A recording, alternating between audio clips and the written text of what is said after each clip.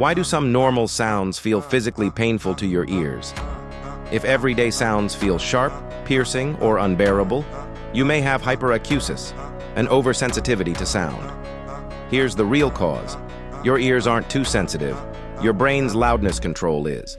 When your brain doesn't get clear sound input, it turns the internal volume knob too high.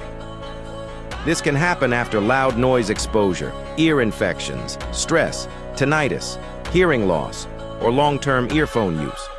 When the brain is stuck in this high-volume mode, harmless sounds like dishes, traffic, or running water can feel painfully intense. The fix isn't avoiding sound. That makes it worse. The best treatment is gradual sound therapy, where your ears are safely retrained to tolerate sound again. If sounds feel painful, don't ignore it. Your brain is telling you something. Follow the Ear Lab for more audiology-based hearing science.